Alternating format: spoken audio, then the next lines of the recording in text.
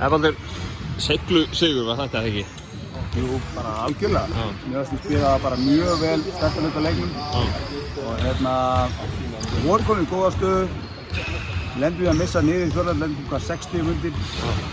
Það finnst mér vel að sýna dálítið mikið karakterinn í hópnum. Svaka karakter að koma tilbaka eftir að vera yfir, lenda svo undir, mjög auðveldur punktur til þess að brotna. Það er bara risa props á strákana að stíga aftur upp, klára leikinn bara frábærlega. Þú segir þið fáið þarna 7-0 áhlaup beint í grillið í bara fyrstu sekundunum í fjórða leikluta. Hvað er það sem að, þú veist, þið breytið þá eða fara að gera?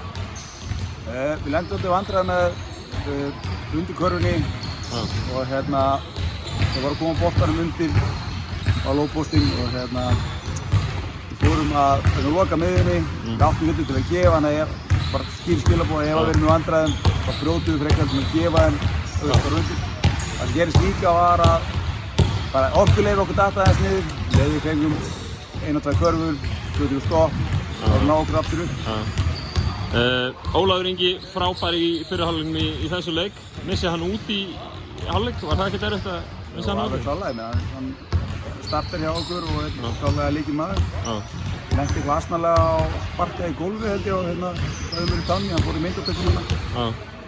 Nei, þetta er það áfall sko, en bara aftur stór props á Draupni og Starra sem að leysti fimmuna bara virkilega vel. Finnarnir á morgun, ekkert vantilega náðu að skoða þá ennþá? Nei, þeir eru alltaf átt að spila við Normenn í dag, þannig að Normenn er ekki þannig að þeir spila ekkert. Þeir rennum pínu blind í sjóinn. Við höfðum sér Eistland að spila, vorum með vídeo á þeim. Þeir rennum pínu blind í sjóinn á morgun, en það er hvort og þá er fókusin fyrst og fremst á okkur. Við tökum vídeóið núna fyrir hvað vikið bæ.